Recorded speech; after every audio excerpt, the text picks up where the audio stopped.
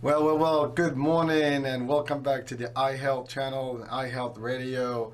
We have a comeback, special guest, as always, with a little different topic for her specialty. She has been on our shows about a month ago, a little over a month ago, and we discussed digital marketing. And today we're going to go literally all the way out to her background and her other career life.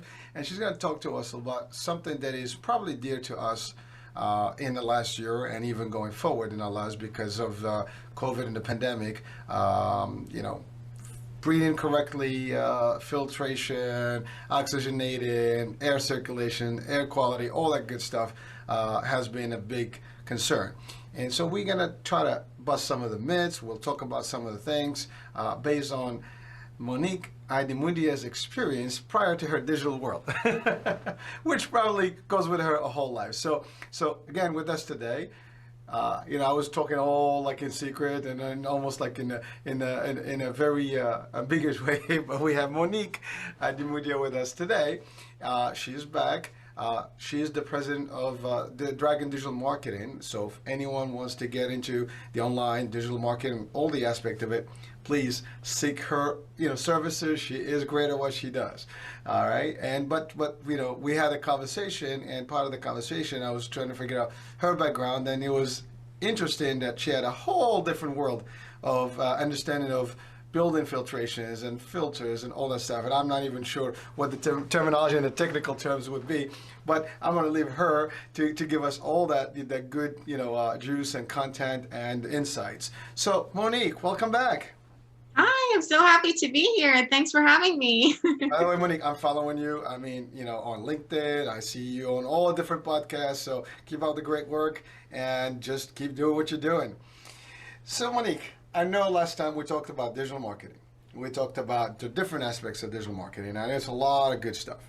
And we talked about how you can do business. But today, as I had mentioned in the introduction, we're going to be talking a little bit about your previous career or previous knowledge. So let's go back in time. How did you get involved in that world, and what is that word exactly? Yes. So I worked in the filtration industry for a while, for a pretty long time, 5 years. And I did marketing there. So I still was a digital marketer. I was a digital marketer for a filtration company. And I learned a lot about filtration during that time and HVAC and industrial filtration, as well as, protecting people and their living spaces and all of that. And it's all about, purifying the air, purifying the water, just purifying environments to protect people, to make sure everybody stays healthy. And yeah, that's what it's all about. Well, it is obviously tight, with the current events or this last few months events. I mean, certainly since the beginning of the pandemic, air quality, filtration. There's this fear. Where do I go? The buildings that we've seen articles, we've seen posts, we've seen even media talking about quality of air, building filtration, changing filters, doing this, everything that has to be, I guess, viral compliant or viral, what do you call it? Proof, virus proof, I would say. So let's go about what are the different types of filtration. I mean, there's water filtration, air filtration. I mean, there's some people work in these massive buildings and pretty much the whole air. I mean, there's no windows, everything's shut down. So there's a lot of that. So take us back on that journey and give us a little bit of breakdown on how it all works. Right. So basically, there are three fundamental states of matter, and you can filter that. So there's air filtration, then there's liquid filtration, and then there's gas filtration. So yeah, that's basically what you can do. Or you can filter solid particles as well. So it's All right. basically a solid, liquid, or gaseous. Air qualifies as a gas technically, but in the industry, we differentiate that a little bit. When we talk about gases, we typically talk about like gases from chemical processes that are not air basically. Right? So and that's what you can filter. Yeah, and then there's different filters and there's different filtration mechanisms to filter out the stuff that we do not want in subsequent process steps. So ultimately, quality of air means quality of oxygenating your body, better brain, better function, better health. The whole works, right? So it is a Yeah. big deal. And talking about air, we can't live without it. Ultimately, I mean, air and water. I mean, that's basic elements, right? And both of them somehow, especially in the light of the pandemic, people are concerned. There has been so many theories and different things, and in the beginning people were skeptical about the virus, and then people got serious about it. We were told there was no need for a mask; it was only for medical, first, I guess responders, and then ultimately the directives, worldwide was, hey, let's put masks on. But then recently we also heard about, now the regular masks don't really work. You need to double them up at least, to get a better, I guess, potency, right? But people, that's on the mask, right? And then some of these masks are made for industrial, use. Some of the masks are used for like surgeons and medical space. We talk about N95. Are they 100? I mean, I'm not sure how much you know, but are they really that good? Yes, they're really that good. That's the short answer. The long answer is that, bacteria, viruses, fungal spores, everything that's in the air, they're solid particles, right? They're physically there. They exist. They're very tiny, so they're on a micro scale. Their size is like the fraction of a millimeter. So they're like, yeah, really part of the microcosm. That's what we talk about. So they're really tiny, but they physically exist. So if there's something in their way, so to speak, that they can't pass through, so you have a mask in front of your nose and mouth, and they physically can't pass through because it's an obstacle for them, and they stick to that surface and can't enter your system. It protects you. And there's different fabrics and different filtration media that are basically designed to filter out different types of particles depending on how coarse or how fine a particle or a virus or bacteria, whatever is. So viruses are really, really small. They're on the back end of the spectrum, so to speak. So there's not a lot of things on this planet that are smaller than viruses. They're a lot smaller than bacteria. They're a lot smaller than the cells in our body. Even that's why they can attack them and they can, penetrate inside and cause damage there. So you need a really, really fine and densely packed material that the masks are made of that almost looks like a solid surface where nothing can pass through to really make sure that it doesn't let any viruses through.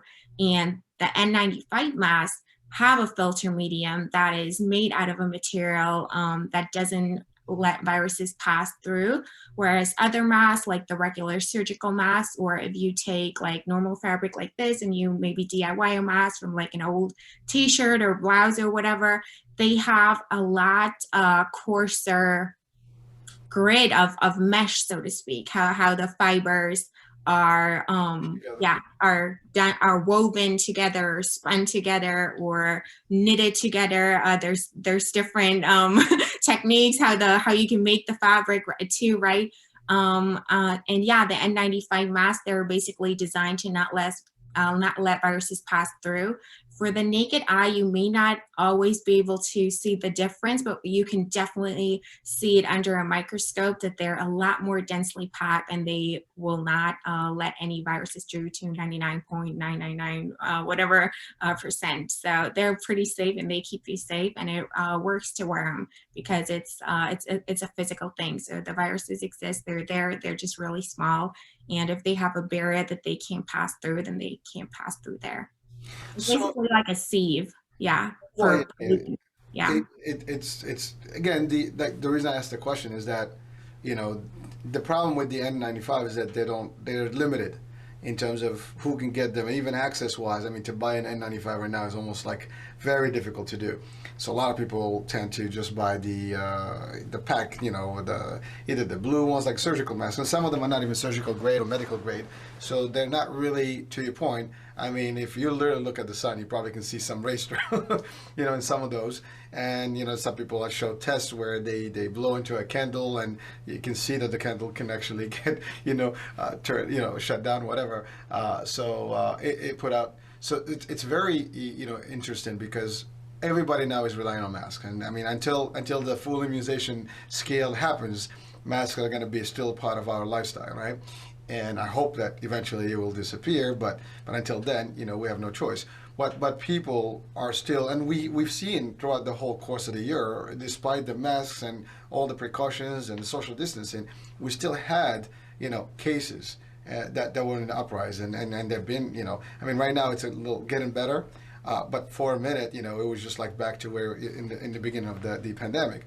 And so could it be, I mean, had we had, for example, just in your opinion, more N95s, would we had maybe avoided, some of the problems that occurred later on? I think that's the answer for me is yes. But unfortunately, we had no choice, right? Also, some people may say, well, it's not working for me because I can't breathe in the mask. And then there was also controversial elements out there in the world that everybody says, well, mask, you are breathing back your carbon monoxide and whatever, and it's not healthy. And there was a big debate. I mean, in social media, talking about digital marketing, there were posts that were put down. There was Facebook. Then there was like fact checking. So it became a whole different topic of the hour, and it still is to a degree. So what would you say about that? I mean, just from an experience, at least, maybe in the clients, maybe in the digital world, have you heard anything? I mean, have you seen anything that is unique about this whole process? Right. So the masks are basically like a super dense sieve that is supposed to, capture pollutants like viruses, and prevent them from entering your system. But it does have tiny holes inside. It's not like a solid wall. Otherwise, you wouldn't be able to breathe through it at all. So it does let some air through, and it does have some tiny holes in the structure, like every material, every fabric has, because it consists of fibers, and a lot of fibers together make up the surface of any material. So that's just the nature of it. It wouldn't be like woven or a non-woven material if it didn't consist of fibers and it was just like a piece of plastic, like a face shield or something, for example, is. But it's just the fact that it lets less air pass through than without the mask, right? There's a physical barrier in front of your face that protects you from viruses, which also means that it allows less air to pass through. And for most people, it shouldn't cause any problems. Obviously, if you do your grocery shopping with it, you go outside, take a walk, whatever, wear your mask when you're going to the mall or anywhere, basically, when you're not outside. But in some areas, you even have to wear them when you're outside. I've heard that where there's a lot of cases. But when you're doing normal activities, you're not running or working out in them or whatever, where you're breathing more heavily, it shouldn't cause problems. But of course, there's some people with pre-existing health conditions that have difficulty to breathe with masks, and it may be impossible for them to breathe with the mask. But I think if the majority of people who can wear them and they don't have issues wearing them other than, the inconvenience of having to wear them, but no actual, medical reason, then it still helps a lot. Every little bit helps, and it's like a chain reaction. If you can prevent one person from being infected, you protect dozens, maybe even hundreds of people down the line if you stop the chain reaction at some point. It definitely helps, yes. So we'll kind of link the mask topic to the filtration as a whole. Now, before the pandemic, I mean, you go to Home Depot or some of these places, they sell these larger masks, the 3M masks that are more like big filters for industrial stuff.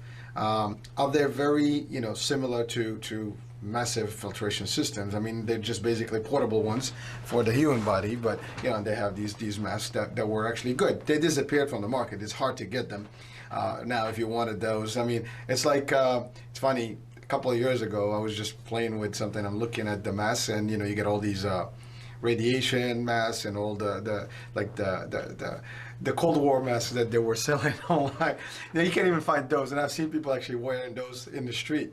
Some of the folks that may have had them, and they're like basically a full headgear with these massive, filters, and they walk with it. And then now we've seen also a trend in some fancier masks that have a little bit of a filtration, device on the side or something like a plastic, air flow.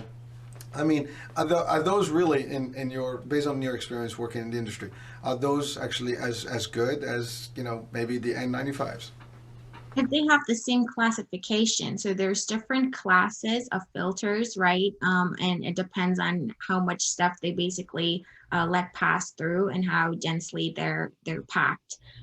So for example, the normal mask, like the surgical mask and the non-surgical mask at all that you make yourself from materials that you have at your house, they still allow less particles and viruses and stuff to pass through because there's still a physical barrier, just not as many, right? So the N95 masks are designed to let almost nothing pass through, and you just lower your protection step by step. The lower the filter class it is that you're wearing on your face to protect yourself. So everything helps a little bit. It's just, yeah, the demand is just crazy high right now and supply can't keep up, right? So it's hard to get your hands on them, but if you can, you just protect yourself more if you have those, but you still protect yourself if you wear anything. Of course, it's less, but it's still protection. So Well, it's still better than wearing none at all. something is better than nothing. That's right. So that's in terms of personal gear, right? That's we're talking about just I wear my mask, you wear your mask. We all kind of help the purpose, right? But now, for people that live maybe in suburbia or some more open areas, it's a little different. But people that live in condensed cities and metropolitan areas, and especially in buildings, high rises, as I had stated earlier, I mean, they do share the same building, the same air in a lot of these places. So let's talk about that industrial, grade level that is in the building. How does that system, the HVAC, kind of program works in general in terms of like the unit, the filtration? How often is it even recommended to maybe change those building filters? Is that even good to help people really get a better air in their apartments? Yeah. So the principles basically are always the same. You have the filter; it's a physical barrier, and yeah, it captures stuff on the surface or even in the depth of the filter medium, and then at the end, purified air comes out, right? So you start with the dirty air, so to speak, the polluted air, and then there's a filter as the barrier, and then after behind the filter, you have the purified air coming out, and that works through an airflow. So you need an airflow for filtration to work. So the air has to be directed through ducts and through the filtration system of the building to pass through the filter with a specific air pressure with a specific velocity for it to work. And those filtration systems are, designed for that. So they're optimized for a specific air pressure, for a specific stream velocity, and so on and so forth. So you can't put any filter in any filtration system, and everything has to, yeah, just be aligned and designed to work together. And yeah, that's what the professionals who set those up do.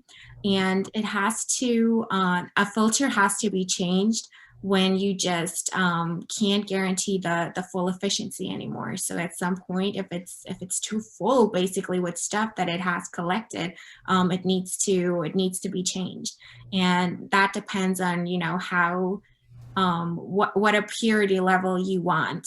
Like what are you okay with, right? Do you want 99%, or are you okay with 95% of the efficiency, or are you okay with like 80% of the efficiency left? So that depends on the standards that you have, basically. Yeah, how often you want to change it. So I mean, in general, if the building maintenance is done correctly and there's oversight, I mean, people should be comfortable enough that the system will do the right thing for them. obviously they have to take precautions, and I mean, again, when we're talking buildings, I mean, you do share common hallways and elevators and stairways with other folks, so definitely when you walk out of your apartment you have to be taking all the precautionary necessary steps that you need, but so that's interesting. Now, the industry itself, I mean, how large is it? I'm just curious.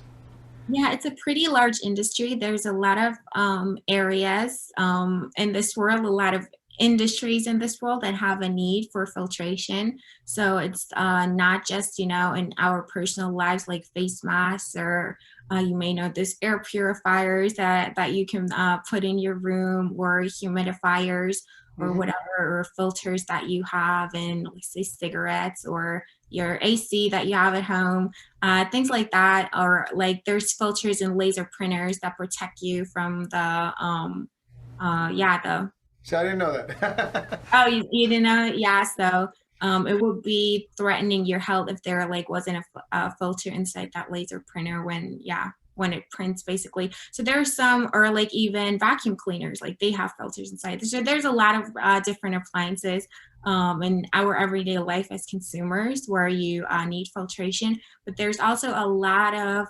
industrial applications that have to do with, sustainability, protecting the environment, preventing pollutants to reach the outside air basically, and pollute our environment.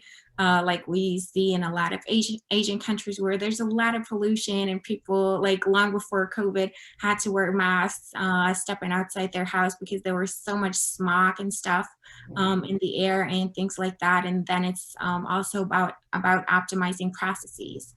Sometimes you just need cleaner air to have more products that make it through the quality standard. Like let's say for example, in let's say when cars are painted, right, in the industrial painting industry, if there is a lot of particles and stuff in the air, it causes paint defects. Like you can see it, it's not perfectly painted, right? There's little imperfections, little bumps, little whatever, if there's dust or grains of whatever in the air, and just mix with the paint as it's sprayed on the surface. So the cleaner the air is, the less paint defects you have, and the more parts are perfectly painted. So you don't have to scrap them. You just optimize your process. You lose less money. You just, yeah, improve the entire process. So that would be a great example. Or in the food industry, if you have super clean air, you have less food spoilage. So you have more food that you can sell to the supermarkets or the end consumers or whatever, and your food will have a longer shelf life because within the packaging, like there's no particles that would cause it to spoil earlier, and yeah, pollute that, so to speak. So there's a lot of different applications that you wouldn't think of as just a normal everyday person that require filtration. And yeah, it's a pretty large industry. It's oftentimes also required. There's regulations that have to be met. There's only a certain amount of pollutants that can be in the air when you like blow it out basically out of the plant, out of the production hall and stuff like that. And it's controlled, so there's government regulations on Was that how DEP much, or EPA? excuse me. Was that DEP, EPA, that kind of those kind of agencies? Yeah, that. And then for the food industry, it's the FDA that regulates it. So yeah, sometimes it's just also environmental groups, just standards. In the EU, I believe that they have a standard that has to do with some climate certificates, and like um, each country has agreed to like only have this certain amount of CO2 emissions or whatever emissions according to like their size or how many people live there, so whatever. So there's a bunch of different standards what's allowed. Also when it comes to waters, you can't just lead any chemical waste that you have into the rivers or into the ocean. So there's regulations for that too. It has to be filtered. So they still can do that and still can, put some stuff into your rivers and oceans and things like that, but it has to be filtered before that's the worst part, so to speak, are no longer in it. And yeah, there's a need for it.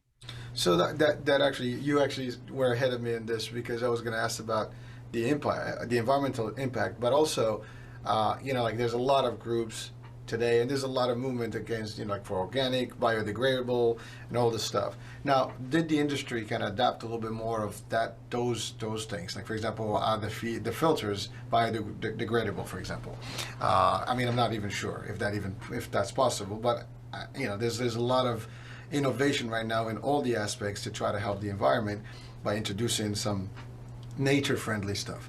And again, I know all industries are adopting, some of these things.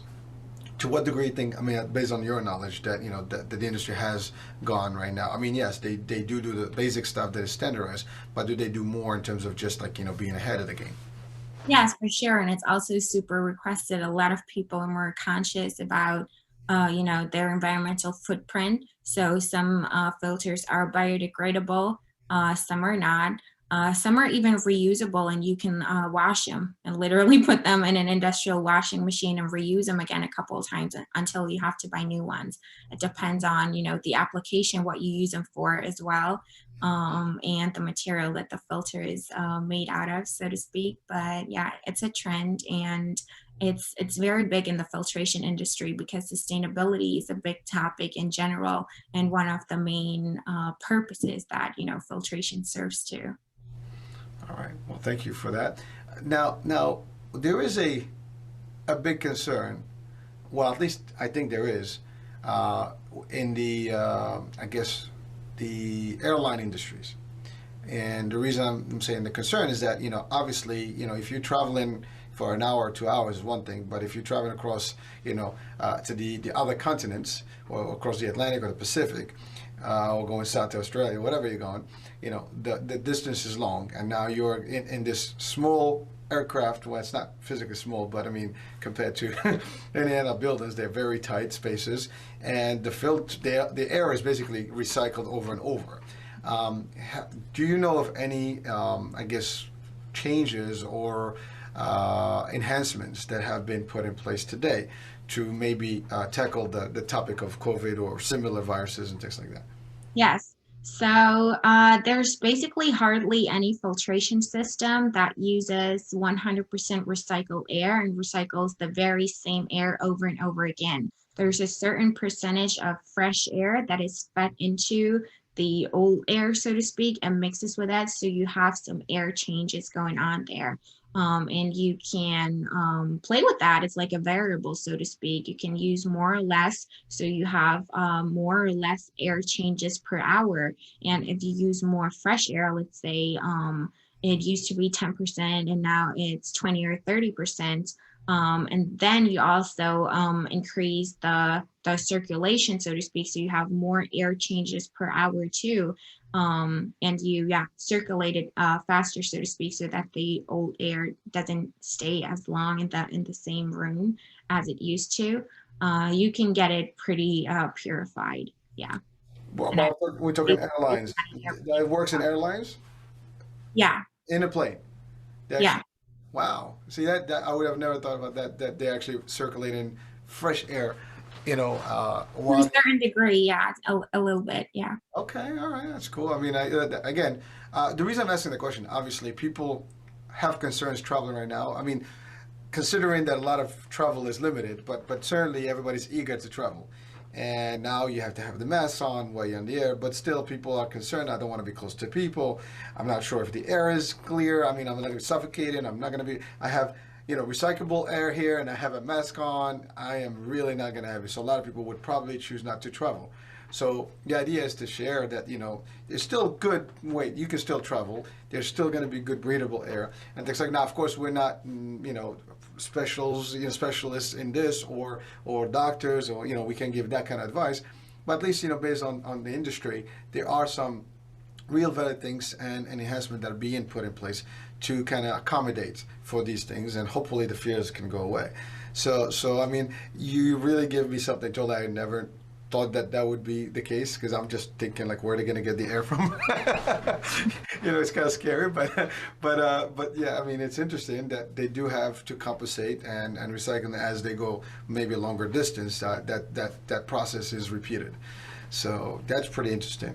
All right. Well, I mean, I'm assuming that's standard now in all I airlines. hope so, yeah. Not an expert on, the airline industry, but I hope that they, just, yeah, just have increased the amount of air changes and use more fresh air or whatever, have level up their filtration systems and, just improve everything and make it stricter and stricter and aim to achieve the best possible outcome and the cleanest air that they can possibly have. Now, Well, someone is watching us today, and they have expertise in that. Would like to have them on the show. Maybe they can give us more. But certainly, it is going to be a topic that would be pretty much interesting to hear more about in detail. Now, on we talked about different filtration. We talked about air.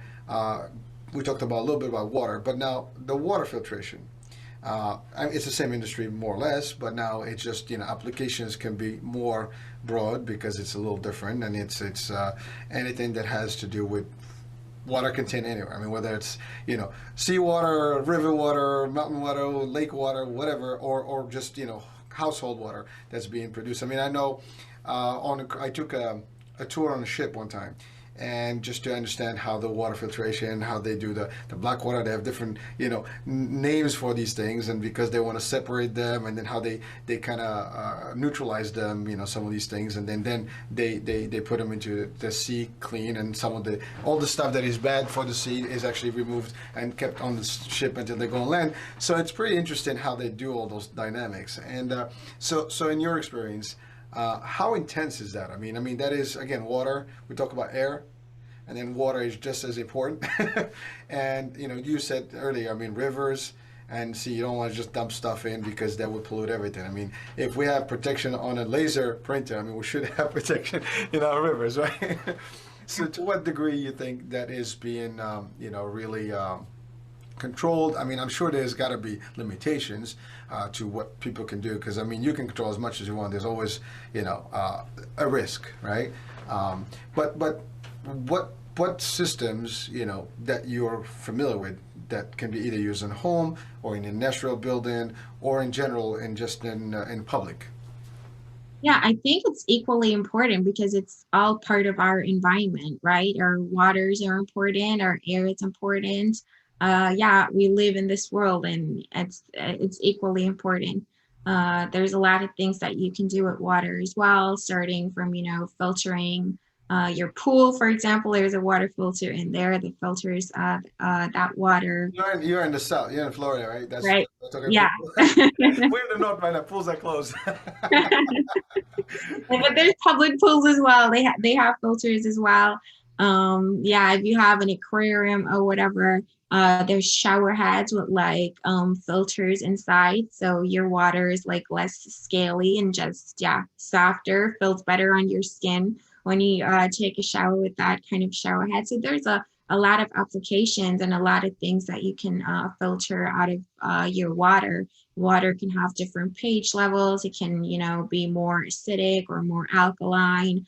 It can be harder or softer. So there's actually like a degree of hardness in water too, depending on where it comes from. Like on the country, water may be better than the water in a city or whatever. If you live in the mountains or whatever, and you get your For water sure. from Spring spring, water. right? You have Actually, I did spring try. water. There's a lot of differences. Yeah. Actually, I did have a good experience. I was on in the Pocono Mountains, and there was a nice little stream. It was like just about spring, and that water was the purest possible water. I mean, again, from an eyesight, it looked pure. I don't know, but it did look like really pure, just coming down the mountain, filtered through the ground. And it tastes so soft and so delicious. I mean, while it doesn't have a taste, but really, like, you almost kind of build a taste for it. So you're Yeah. right. I mean, and people buy actually spring water for that reason. Again, when it's put in a bottle, it's not really as fresh as it's in the stream, but certainly it gets to you to a degree. Right. But you're right. There's filtration on the fridges, right? Everybody has a fridge. I mean, there's water that's being circulated through, and that might be one. It is a big thing. I mean, a lot of people buy their own filters. Actually, you can buy these little pitchers. You can buy these little machines to get filters. I mean, you can go to some of the large surfaces and buy your own water filters as well. And then you have people that don't have what do you call it? Like municipality water type. So they have septic tanks and they have water filtration systems from well water. That's another component. Now those are like serious filters. I mean, they're not just light filters. I mean, they do have multiple particles and multiple components to make sure that the water is really cleaning up. Yes, there's even different filtration stages, and each stage specializes in filtering a different component out of the water. So municipals, they go through a couple of steps, and they have a couple of those huge tanks where the water, passes from tank to tank through different filtration stages until it's really clean and purified. So it's not just one step from, dirty water filter and then clean water, but it has to be filtered a couple of times. And typically what you do, like you filter the coarsest things that you don't want in there out first, and then you go finer and finer and finer until yeah, you're really purifying it to the cleanest level that you want, and that's how you do it. Is that the osmosis process? Is that what that is? Because I mean, I've heard that word and I still can't figure out what Yeah, it is. it's But typically strategically directed towards the filter. So there's typically like a stream going on in a direction. So it's not just yeah, it's not just osmosis and the particles just distributing themselves with yeah equally or in whatever direction they feel like distributing themselves, but they're directed towards the filter, and there's some kind of stream to just make it more efficient and direct the process, have more control over it, and obviously it's also a lot faster that way. So you pass a certain amount of water, a certain volume of water through the filters in a certain amount of time, so you can also calculate with that and well, design the process and optimize it. they got to take Yeah, lead, it takes right? right? Excuse me? So they take lead out and all that stuff. Yes, yeah, they take the lead out, they take a lot of stuff out, yeah. Wow. Listen, I mean, it's pretty intense, and again, the stuff is serious that people, these companies are, they understand that whatever they're producing can have a very severe effect on other folks, and we hope that they do the due diligence and they do have all the monitoring that needs to be there and the measures to really give us the best potential product out there, and we hope so. So, what else can you tell us about just the filtration in general systems or industry to date? I mean, do you like especially in the new phase of our lives after COVID? Anything that comes to mind? Yeah, I think COVID has made all of us more health conscious and called attention to a lot of things that we took for granted, or we didn't even like realize that they existed and they're there. And if it stays like that and people are more conscious about that and about their own consumption behavior and the environment and everything, I think it's going to benefit all of us in the long run. Well, I think that's a very true statement, and you're right. I think everybody now is aware, and to a degree that we were not before, and everybody is more conscious about it, and everybody's doing their part, which I think before we might not have been to that degree. so, so well, listen. Uh, I think there's plenty of content here that we've shared, and so now I want to just go quickly and close out with a little bit about you and the digital marketing world. So I want to bring you back to your element today. How what would you tell us a little bit about just maybe a strategy or two that you would like people to hear about it right now in terms of digital marketing? Yes.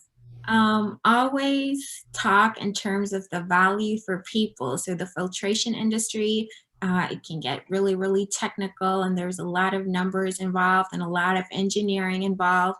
And yeah, it's super technical. There's a lot of features that the filtration products have. And as a marketer in that industry, just like in any industry, you have to translate that into benefits and values for the end consumer, what they get out of it. So you don't want to, talk about how efficient your filters are and, what they do and what features they have, but you want to talk about that you protect people, you protect the environment, you make the world a safer place, you help people to live more carefree and to, yeah, not have to be worried about getting sick because of their environment that they live in. And yeah, just improve the world and improve the quality of life for everybody at the end of the day. So you always want to speak in terms of values and benefits and not as much of product features. And I think that one of the most valuable assets that we have is our health. So we should take it seriously. Everybody wants to be healthy and free of pain and just have a happy life. And that is a much stronger marketing message. And yeah, the art really lies within the communication of the people who work for the product and the engineers and everything. And then being like, yeah, the middleman to the end consumer and translating all the technical or jargon and the gobbledygook into things that consumers not just can't understand, but they also value it and yeah, get the message. And that's really important in the filtration industry. And I think that's taught me yeah, to do really good marketing for a lot of very abstract industries, for a lot of very abstract technical industrial applications that most people would be overwhelmed with, or they'd have a hard time to think themselves into and really understand the company and the brand and what they do. And so yeah, Dragon Digital Marketing, we can really understand your business no matter what industry you're in or what you do. So we're used to it, and yeah. You can tailor it to the right Yes, bill exactly. Yeah, and understand how to funnel that message. exactly.